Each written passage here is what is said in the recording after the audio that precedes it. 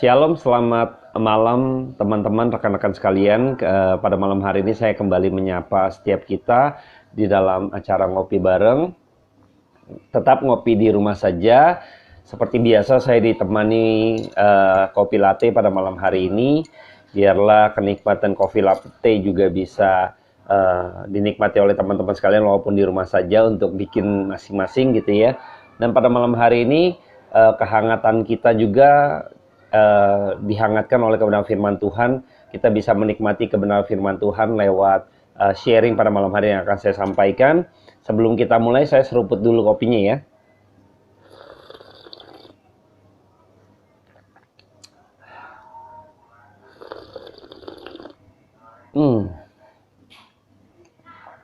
Dialah pada malam hari ini kenikmatan daripada firman Tuhan lewat perkataan Allah yang begitu luar biasa dan bersifat kekal, boleh kita nikmati seperti saya menikmati kopi di rumah saja, teman-teman juga ya nikmatin.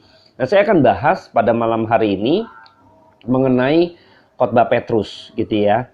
Nah, minggu-minggu yang lalu kita sudah coba menuntaskan Injil Matius pada waktu itu. Terakhir Yesus diusir gitu ya, kalau ditolak di Nazaret. Nah, pada kesempatan minggu ini saya akan coba bahas mengenai khotbah Petrus yang terambil di dalam Kisah Para Rasul gitu ya. Dan saya berharap kebenaran firman Tuhan pada malam hari ini boleh menjadi bagian daripada kebutuhan rohani kita atau iman kita, semakin hari semakin diperkuat, semakin diteguhkan gitu kan iman kita di dalam kebenaran firman Tuhan. Sebelum kita mulai, saya akan berdoa buat setiap kita. Mari kita berdoa.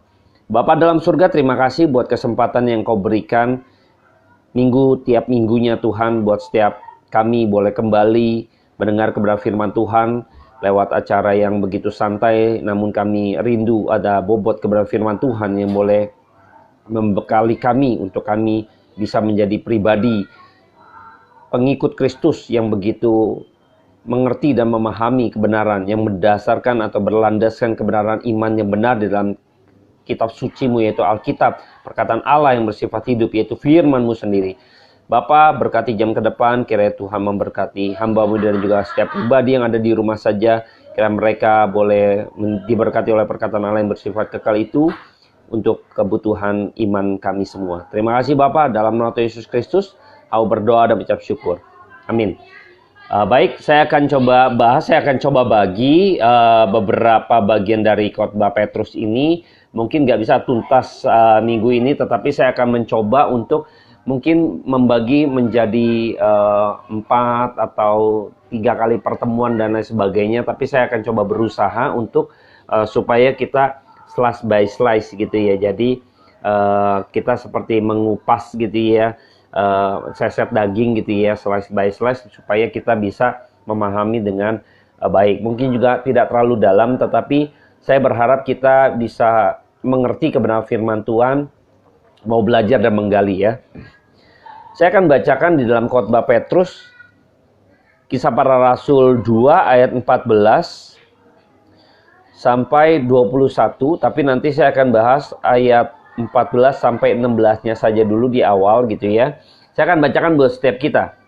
Khotbah Petrus, maka bangkitlah Petrus berdiri dengan ke-11 rasul itu, dan dengan suara nyaring ia berkata kepada mereka, "Hai kamu orang Yahudi dan kamu semua yang tinggal di Yerusalem, ketahuilah dan camkanlah perkataanku ini.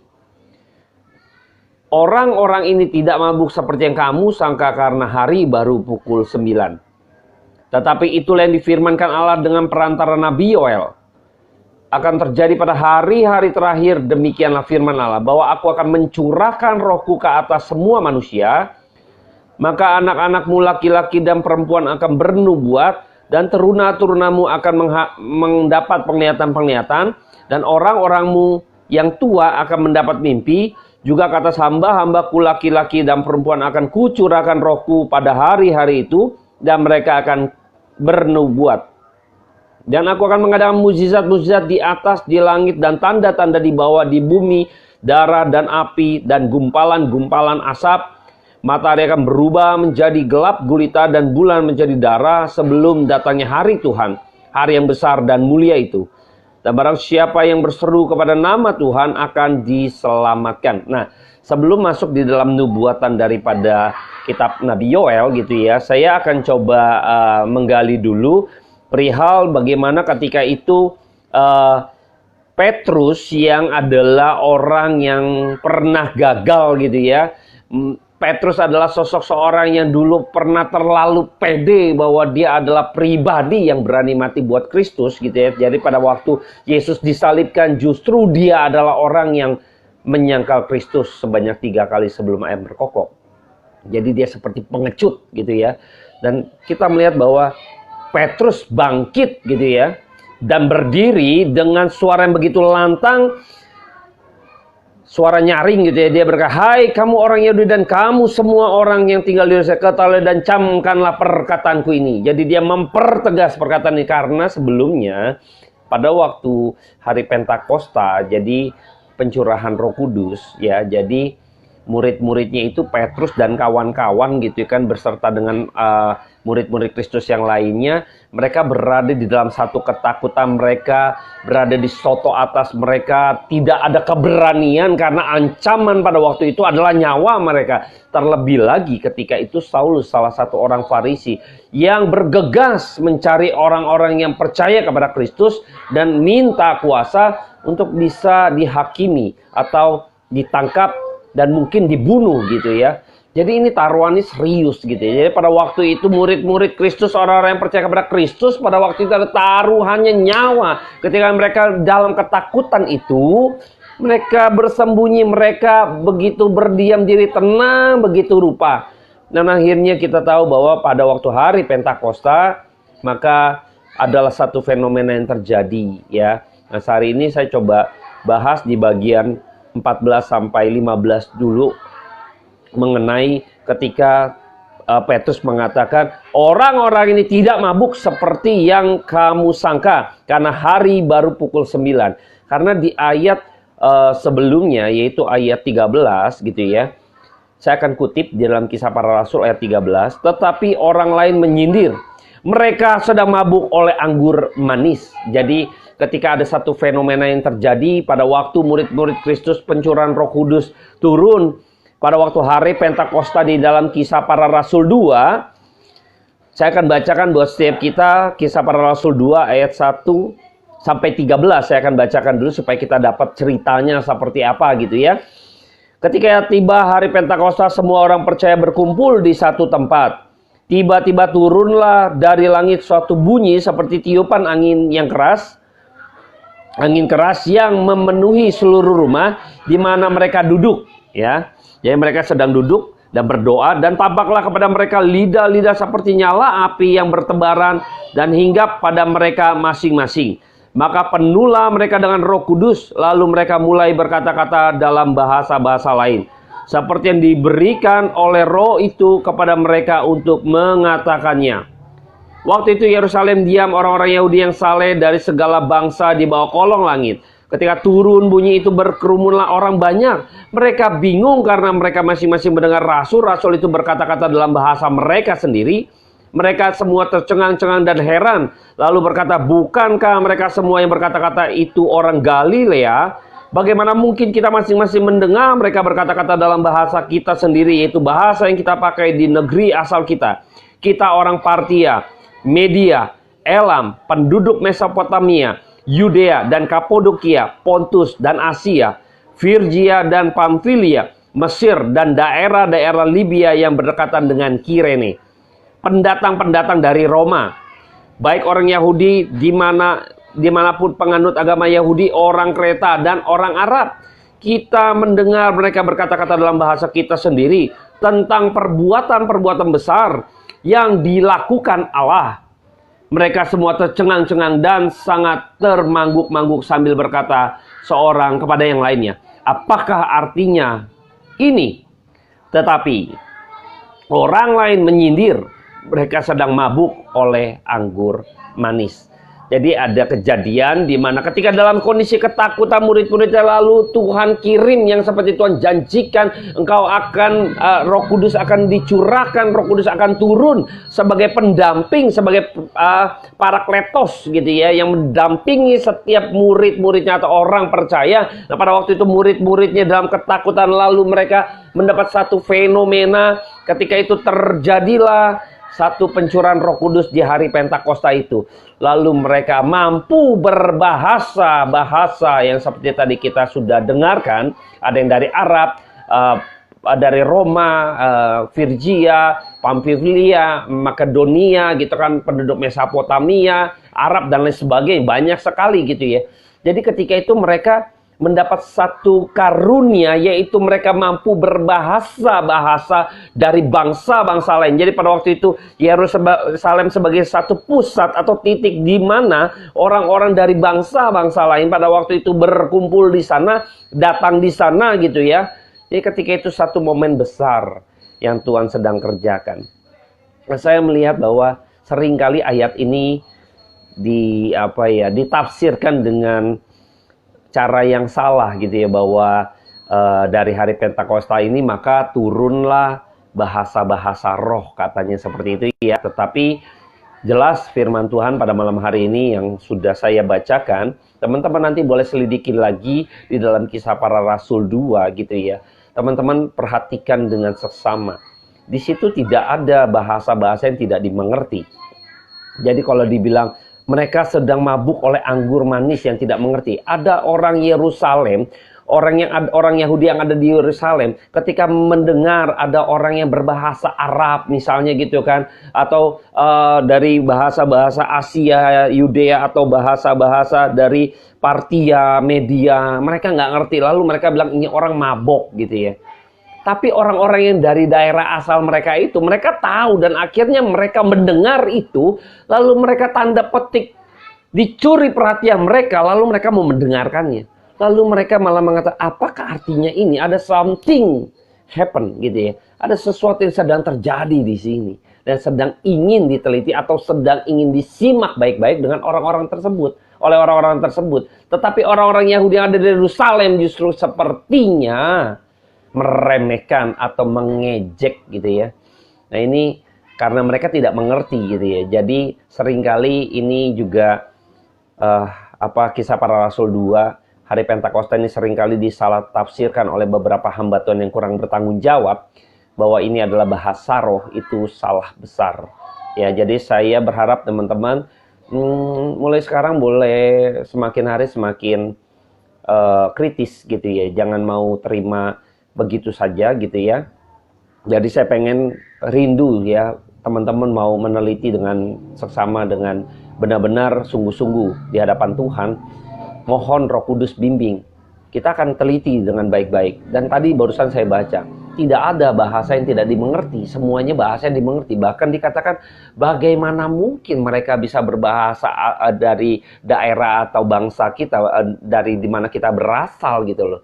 Pada waktu itu belum ada seperti sekarang ini, ada misalnya banyak bimbel-bimbel bahasa gitu ya, bahasa kita mau belajar bahasa apapun di sini banyak sekali gitu kan. Dan itu waktu masuk pun nggak instan kayak kita masak mie instan gitu loh, langsung jadi gitu kan, tuang langsung jadi gitu kan. Enggak. Itu butuh proses. Dan bagaimana mungkin pada waktu itu seketika itu juga maka murid-muridnya diberikan karunia berbahasa, bahasa yang dimengerti orang lain. Apa yang mereka katakan adalah perbuatan-perbuatan yang besar yang Allah sedang lakukan, yang dilakukan oleh Allah. Bayangkan, ini mereka sekarang menjadi penginjil, mereka sekarang menjadi saksi daripada Kristus, saksi daripada Allah. Nah ini Tuhan pakai begitu rupa. Dari Roh Kudus turun satu keberanian sehingga Petrus berani bangkit dan berdiri dengan satu ketegasan, dengan satu keberanian daripada Roh Kudus itu. Karena Roh Kudus sudah dicurahkan dan Roh Kudus mendorong Petrus ya. Dia juga mau katakanlah sebagai saya dulu pengecut gitu kan, saya sudah gagal gitu ya di dalam komitmen saya. Nah makanya ketika Kristus menampakkan diri kepada murid-muridnya, terutama ketika kejadian di Danau Tiberias ya, menyoroti dengan murid yang satu ini, yaitu Petrus. Petrus pernah ditanya sama Kristus untuk ketiga kalinya gitu kan, apakah engkau mengasihi aku? Nanti teman-teman bisa lihat di YouTube channel saya yang lain mengenai Kristus dan penampakan Kristus di Danau Tiberias, dan saya kupas itu gitu kan. Pada malam hari ini saya hanya ambil cuplikan saja atau kutipan saja, di mana ketika itu Kristus bertanya sebanyak 3 kali, apakah engkau mengasihi aku? Ya. Lalu Tuhan bilang, gembalakanlah domba-dombaku. Dan dia saat ini sedang kembali gitu, rebound gitu ya. Dia kembali untuk mau komitmen hidup di hadapan Tuhan, mau mati di hadapan Tuhan. Makanya ketika itu dia taruhannya nyawa, seperti yang saya kasih gambaran di awal. Taruhannya nyawa dan dia bangkit, ngomong lantang, ngomong nyaring, tegas gitu loh. Keberanian macam apa gitu kan. Yang tadinya takut, ngumpet di soto atas dan sebagainya. Tapi ketika Roh Kudus turun dicurahkan, orang-orang yang dipenuhi oleh Roh Kudus, mereka memiliki keberanian untuk memberitakan Injil. Mereka punya keberanian untuk mengatakan kebenaran. Ini orang-orang yang dipenuhi Roh Kudus. Mereka akan terdorong untuk terus berbicara mengenai kebenaran, untuk menginjil, untuk menjangkau orang-orang yang belum percaya. Mereka akan terus menyuarakan kebenaran firman Tuhan, menyebarkan Injil. Nah, saya berharap Anda dan saya ketika menjadi orang percaya, ketika Anda dan saya menerima kuasa daripada Roh Kudus, yaitu Anda dan saya sekarang juga mau belajar untuk menjadi saksi dari Kristus. Maka engkau mau belajar kebenaran firman Tuhan. Kalau enggak, engkau nggak akan bisa bersaksi, engkau nggak akan bisa memberitakan Injil, karena engkau dan saya nggak pernah mau belajar. Nah, hati-hati ya. Saya sudah pernah singgung juga, teman-teman bisa lihat di YouTube channel yang lain, mengenai bagaimana ketika kita jadi pribadi juga Tuhan ajak kita untuk belajar gitu ya. Nah, pada malam hari ini saya lanjutkan kembali ketika itu Petrus mencamkan, dengar baik-baik, engkau ambil satu atensi ini, perhatikan ya. Dia mau sanggah gitu kan, mengenai kata, ada satu tanda petik gitu ya, sindiran dari mereka bahwa mereka dituduh mabuk oleh anggur gitu ya.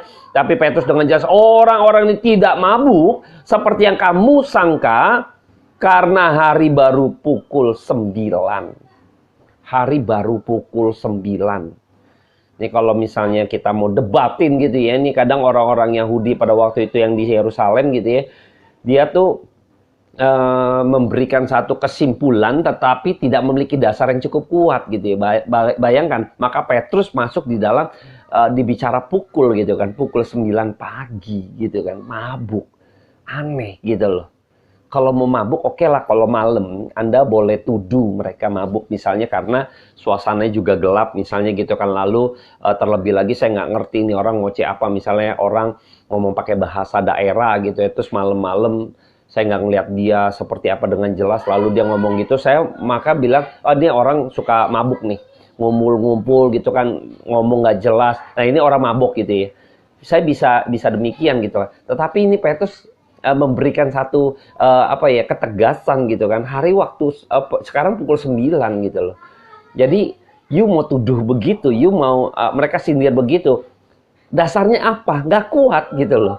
Nah makanya pada waktu itu Petrus sedang mengembalikan sebenarnya apa yang sebenarnya terjadi di dalam ketegasannya bahwa mereka sedang memberitakan Injil. Maka akhirnya Petrus berkhotbah mengutip dari kitab Nabi Yoel gitu ya. Yang mungkin saya nggak bisa tuntaskan hari ini teman-teman. Tapi saya mau bahas dulu bagaimana ketika kejadian di hari Pentakosta ini berbahasa itu bahasa yang dimengerti.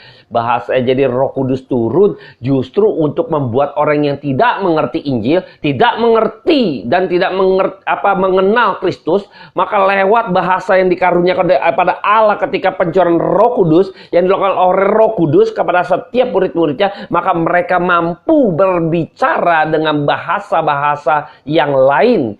Yang pada waktu itu orang di sana kumpul, lalu mereka mendengar, lalu mereka tahu apa yang dikatakan oleh mereka, yaitu apa? Kita mendengar mereka berkata-kata dalam bahasa kita sendiri tentang perbuatan-perbuatan besar yang dilakukan Allah. Mereka sekarang mengerti. Mereka sedang diperkenalkan oleh Allah yang sejati. Maka mereka mengerti. Jadi kebenaran firman Tuhan. Maka Roh Kudus bekerja untuk orang yang lain tidak mengerti, menjadi mengerti. Itulah pekerjaan Roh Kudus. Maka seringkali orang bahasa roh gitu ya. Tapi membuat orang nggak ngerti loh, tambah nggak ngerti. Wah, ini dari Tuhan nih, misalnya hamba Tuhan gitu, atau pengerja, atau penginjil, atau pendeta, atau apapun lah. Mereka berkata-kata yang nggak jelas gitu ya. Orang tambah nggak ngerti. Jadi lucu gitu kan. Sedangkan Alkitab di sini tertulis, mereka tidak mengerti, justru dibikin mengerti. Jadi sekarang banyak orang-orang hamba-hamba Tuhan, gereja-gereja gitu ya, yang akhirnya memiliki karunia bahasa roh katanya mereka gitu ya, versinya mereka. Ya mereka tapi membuat orang jemaat makin nggak ngerti kebenaran firman Tuhan. Jadi pekerjaan Roh Kudus apa pekerjaan setan? Pekerjaan Roh Kudus pasti akan membawa setiap kita mengerti kebenaran firman Tuhan. Mengerti dan mengenal Kristus. Kalau Anda memiliki bahasa roh, tapi Anda tidak pernah membawa orang atau jemaatmu ketika engkau berbahasa roh, engkau membawa mereka untuk mengenal dan tambah ngerti bahwa apa yang engkau ucapkan lewat bahasa roh yang engkau miliki, yang katanya adalah karunia daripada Allah, daripada Roh Kudus. Apakah mereka mengerti? Apa mereka tambah puyeng, tambah pusing, tambah nggak ngerti, tambah mabok? Nah itu mabok tuh beneran. Mabok beneran. Kenapa? Dibikin pusing. Pekerjaan siapa itu? Pekerjaan Roh Kudus apa pekerjaan roh-roh lain? Roh setan gitu loh. Yang bikin kacau balau. Saya berharap teman-teman harus bijaksana gitu ya. Menelaah gitu ya. Jangan mudah percaya kepada orang-orang yang mungkin mengatasnamakan mereka mendapat karunia. Coba cek, waktu Anda dengar dia berbahasa roh, Anda makin ngerti firman Tuhan atau Anda makin bingung dia ngomong apa? Jangankan singgung firman Tuhan dulu, dia lagi ngomong apa gitu kan, kita juga lagi nggak paham. Makin kacau. Ini belum kupas Alkitab gitu kan. Belum bicara Alkitab, belum bicara Bible study, belum bicara teaching gitu loh. Belum mengajar. Dia ngomongnya kita lagi mikir, dia ngomong apa ya? Seperti apa kita nggak tahu, bayangkan. Betapa kita mudah sekali dibodohi. Dan saya berharap kita tidak mudah dibodohi, teman-teman. Terus giat belajar gitu kan. Sebelum saya lanjut, saya seruput dulu.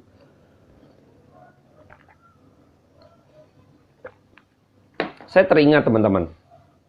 Pada waktu Menara Babel ya, kita ingat ya Menara Babel. Kita akan coba buka dulu ya kejadian ya. Di dalam kejadian 11 ya, kejadian 11 Menara Babel ya. Saya akan bacakan buat setiap kita dalam kejadian 11 ayat 1 sampai ayatnya yang ke-9. Saya akan bacakan buat setiap kita biar tahu kisahnya seperti apa ya. Adapun seluruh bumi satu bahasanya dan satu logatnya. Maka berangkatlah mereka ke sebelah timur dan menjumpai tanah datar di tanah Sinear, lalu menetaplah mereka di sana. Mereka berkata seorang kepada yang lain, marilah kita membuat batu bata dan membakarnya baik-baik. Lalu bata itulah dipakai mereka sebagai batu dan tergala-gala sebagai tanah liat. Juga kata mereka, marilah kita dirikan bagi kita sebuah kota dengan sebuah menara yang puncaknya sampai ke langit. Dan marilah kita cari nama supaya kita jangan terserak ke seluruh bumi. Ayat 5, lalu turunlah Tuhan untuk melihat kota dan menara yang didirikan oleh anak-anak manusia itu. Dan ia berfirman, mereka ini satu bangsa dengan satu bahasa untuk semuanya. Ini barulah permulaan usaha mereka. Mulai dari sekarang apapun juga yang mereka rencanakan, tidak ada yang tidak dapat terlaksana. Artinya kalau satu bahasa pasti bisa terlaksana. Misalnya dalam organisasi kita juga kalau satu bahasa, satu definisi, satu visi, satu pengertian, pasti akan berhasil gitu ya. Kita nggak bahas poin ini ya. Baiklah kita turun dan mengacau balaukan di sana bahasa mereka sehingga mereka tidak mengerti lagi bahasa masing-masing. Nah, dibikin kacau ya.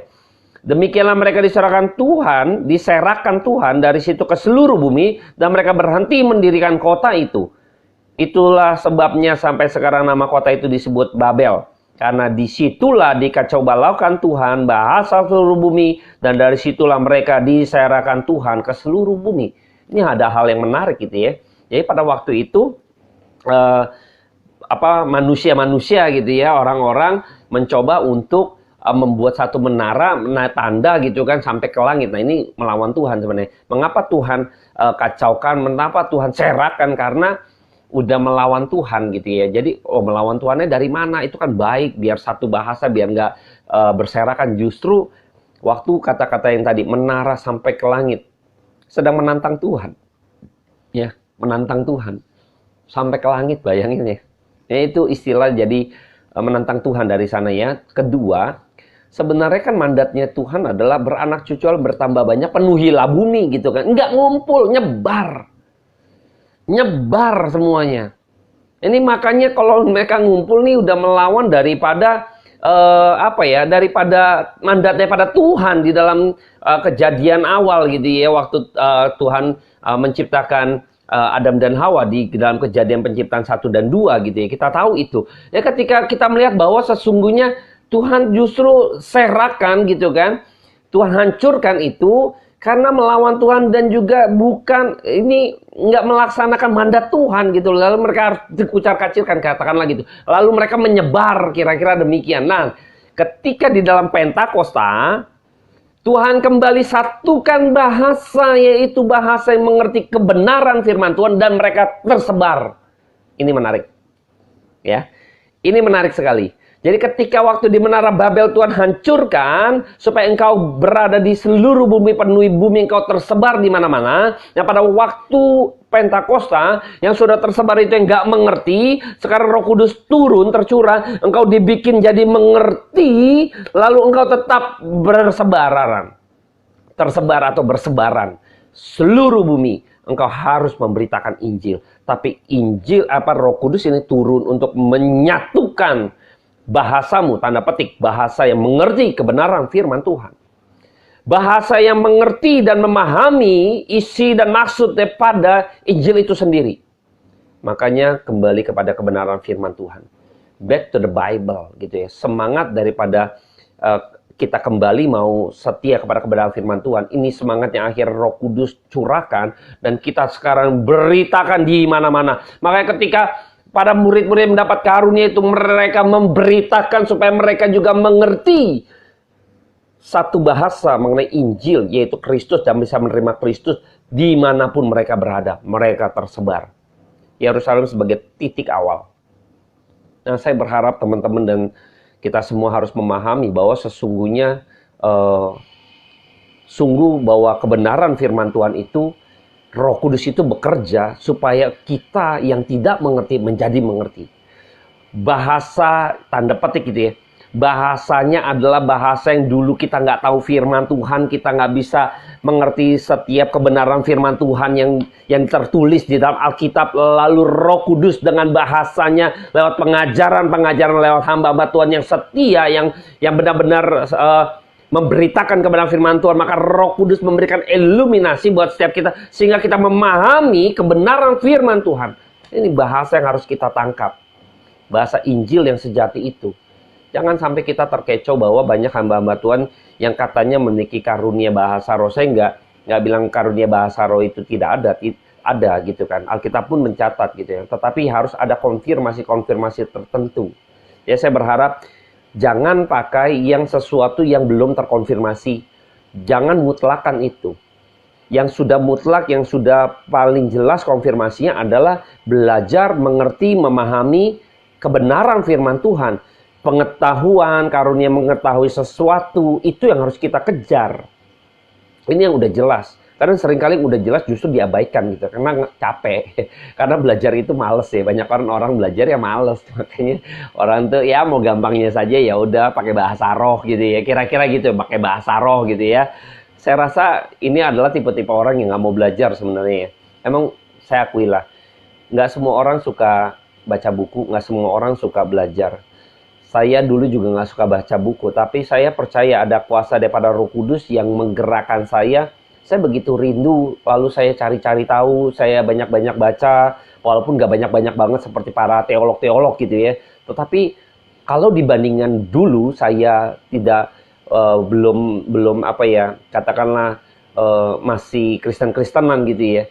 Tapi ketika Roh Kudus bekerja gitu kan, saya benar-benar mau sungguh-sungguh di hadapan Tuhan, maka Roh Kudus terus berikan kerinduan buat saya untuk mau belajar, mau baca. Itu nggak gampang sih. Saya yakin ini juga kalau dilihat dari perubahan diri saya gitu ya, waktu sekolah sampai sekarang gitu ya, ini perubahan drastis gitu ya. Saya mau belajar, mau benar-benar memaksa diri saya untuk membaca dan mau belajar lah gitu ya. Nggak gampang, tetapi kalau tidak mulai nggak bakalan bisa. Teman-teman, saya akan kasih gambaran ya.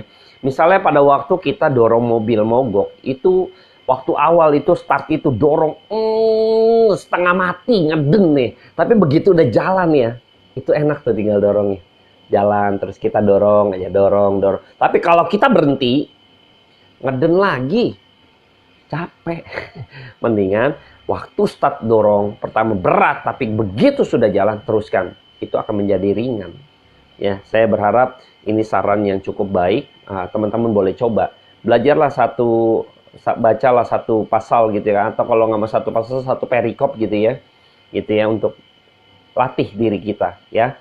Jadi pada malam hari ini saya sudahi dulu sampai di sini untuk pembahasan kita, bahwa sesungguhnya Petrus bangkit menyuarakan kebenaran dengan keberanian pada Roh Kudus. Roh Kudus mereka itu tidak mabuk gitu ya. Mereka itu memiliki satu karunia bahasa yang menyatakan perbuatan Allah, menyatakan kebesaran Allah yang dilakukan oleh Allah di tengah-tengah mereka gitu ya. Dan mereka bersaksi membicarakan kebenaran itu, sehingga mereka yang dari bahasa-bahasa lain yang tadi sudah dikacaukan kembali dipersatukan mengerti kebenaran firman Tuhan.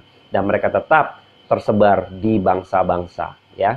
Ya, saya berharap pada malam hari ini pembelajaran kita sampai di sini dulu. Minggu depan mungkin nanti akan kita lanjutkan lagi mengenai kitab Yoel yang dikutip oleh Petrus gitu ya. Saya akan berdoa buat setiap kita. Bapa dalam surga, terima kasih buat kebenaran firman Tuhan yang boleh kami dengar pada malam hari ini.